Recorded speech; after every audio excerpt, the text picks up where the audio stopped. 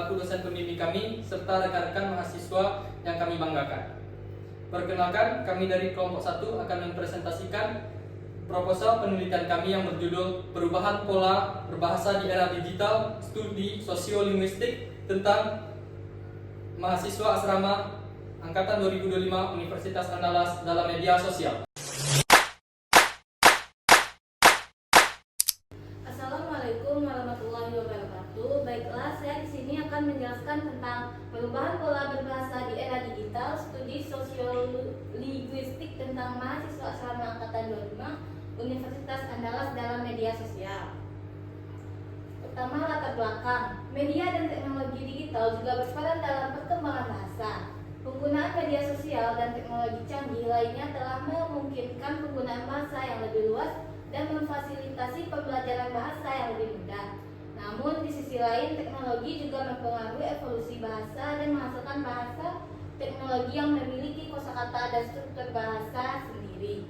Dalam dunia globalisasi yang semakin terkoneksi, bahasa juga memainkan peran penting dalam mempertahankan keberagaman bahasa dan budaya lintas negara. Bahasa tidak hanya berfungsi sebagai sarana komunikasi, tetapi juga merefleksikan identitas dan keberadaan budaya lokal.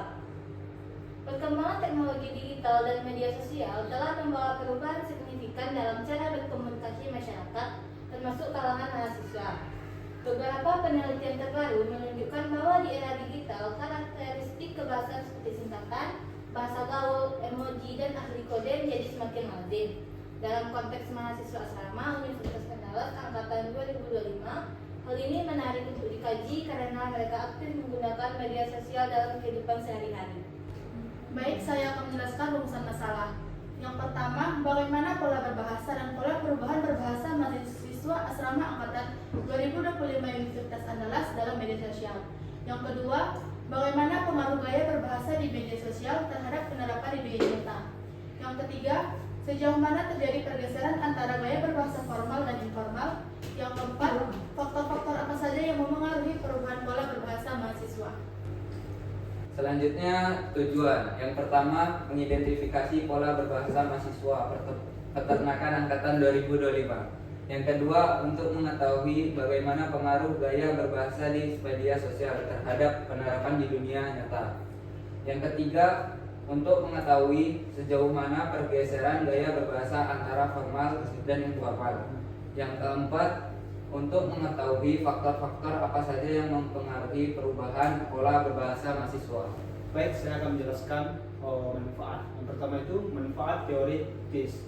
Penelitian ini diharapkan dapat memperkaya hasanah ilmu pengetahuan dalam bidang pendidikan khususnya penerapan bahasa Indonesia. Yang kedua, bagi penulis dapat menambah wawasan tentang bahasa Indonesia sebagai identitas nasional. Yang ketiga, manfaat praktis. Yang pertama itu untuk meningkatkan kesadaran terkait penggunaan bahasa Indonesia dalam kehidupan sehari-hari. Yang kedua, untuk meningkatkan pengetahuan mengenai nilai-nilai bahasa Indonesia sebagai identitas nasional. Selanjutnya saya akan menjelaskan tinjauan konseptual. Perkembangan bahasa Indonesia di media sosial mempengaruhi pembentukan identitas nasional secara ganda, bisa memperkuat atau memperlemah. Di satu sisi, media sosial memungkinkan penyebaran nilai dan simbol nasional dengan cepat, serta menjadi wadah komunikasi antar suku yang memperkuat persatuan. Namun gaya bahasa yang santai dan tidak baku di media sosial juga berisiko menurunkan kualitas bahasa Indonesia yang baik dan benar, serta dapat mengikis identitas nasional jika pengaruh asing tidak dikelola dengan baik. Yang pertama itu pengaruh positif. Penyebaran nilai-nilai sosial memperkuat rasa persatuan, pusat kreativitas dan inovasi bahasa, membangun identitas dan inklusif. Pengaruh negatif, degradasi kualitas bahasa, erosi identitas nasional, polarisasi sosial, ketergantungan pada opini orang lain. Pola umum penggunaan bahasa Indonesia di lingkungan mahasiswa ditandai dengan adanya dua ragam bahasa utama. Yang pertama, ragam bahasa baku untuk konteks akademik yang resmi serta formal, dan tidak baku atau bahasa gaul untuk interaksi sosial sehari-hari. Pola penggunaan bahasa Indonesia mahasiswa. 1. Ragam bahasa formal atau baku. Ragam bahasa ini digunakan dalam situasi resmi akademik di kampus. Ciri-cirinya meliputi yang pertama yaitu sesuai kaidah. Penggunaan bahasa yang sesuai dengan pedoman umum ejaan bahasa Indonesia dan Kamus Besar Bahasa Indonesia. Yang kedua yaitu konteks akademik. Wajib digunakan dalam perkuliahan, penulisan karya ilmiah, seminar, diskusi formal, dan komunikasi resmi dengan dosen atau staf administrasi. Selanjutnya yaitu tujuan untuk memastikan komunikasi yang efektif, efisien, dan profesional serta menunjukkan kompetensi intelektual mahasiswa. 2. Ragam bahasa informal atau tidak baku. Ragam bahasa ini mendominasi interaksi non-formal sehari-hari dan didorong oleh kebiasaan serta pengaruh media sosial. Ciri-cirinya meliputi yang pertama, bahasa sehari-hari, penggunaan kata-kata yang lebih santai, singkat, dan frasa populer atau bahasa gaul. Yang kedua, penggunaan sosial. Digunakan saat berkomunikasi dengan teman sebaya di luar kelas, di media sosial, atau dalam kegiatan organisasi mahasiswa yang santai. Selanjutnya tujuan, yaitu untuk menciptakan suasana akrab, menunjukkan identitas kelompok, dan memfasilitasi komunikasi yang luas dalam lingkungan multikultural kampus. Faktor-faktor yang mempengaruhi Beberapa faktor yang mempengaruhi pola penggunaan ini antara lain, yang pertama situasi dan kondisi.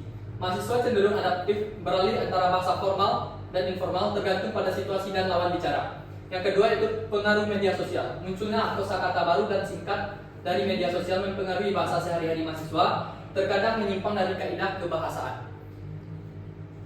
Selanjutnya itu latar belakang budaya. Di lingkungan kampus yang multikultural, bahasa Indonesia berfungsi sebagai lingua franca atau bahasa pemersatu, membantu menyatukan mahasiswa dari berbagai latar belakang etnis dan dari daerah. Metode pelaksanaan.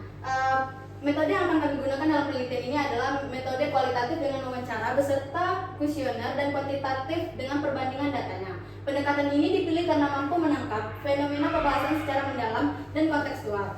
Subjek penelitiannya adalah generasi muda yang khususnya anak asrama Universitas Andalas serta aktif menggunakan media sosial minimal 2 jam per hari. Lalu teknik pemilihan subjek dilakukan secara purposif sampling agar diperoleh informan yang relevan dengan tujuan penelitian.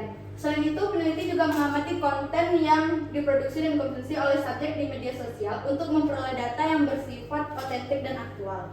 Selanjutnya itu lokasi dan waktu pelaksanaan proyek kami.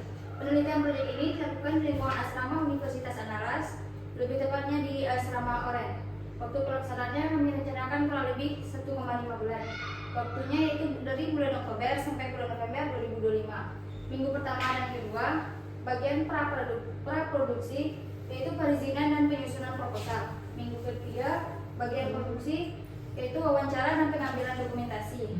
Dan minggu keempat dan kelima, bagian editing dan penyusunan hasil akhir. Tahap pelaksanaan. Tahap pelaksanaan ini ada 4. Yang pertama, tahap persiapan. Tahap persiapan terbagi menjadi 2. Yang pertama, mengidentifikasi masalah penelitian. Yang kedua, menyusun proposal penelitian dan instrumen penelitian kuesioner. Yang kedua, tahap pengumpulan data. Tahap pengumpulan data ini juga ada 2. Yang pertama, menyebarkan kuesioner melalui media sosial secara online. Yang kedua, melakukan observasi terhadap konten media sosial yang menggunakan bahasa Indonesia. Yang ketiga, tahap analisis data. Tahap analisis data ini melakukan data dari hasil kuesioner dan observasi. Yang keempat, tahap penyusunan laporan. Tahap penyusunan laporan ini juga ada 2. Yang pertama, menyusun hasil analisis ke dalam bentuk laporan penelitian.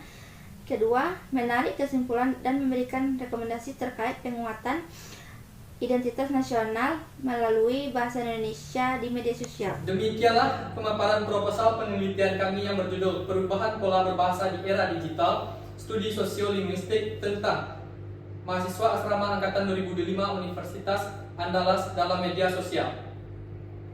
Kami menyadari bahwa penelitian ini masih memiliki banyak kekurangan, baik dari segi teori maupun rancangan metode yang kami gunakan.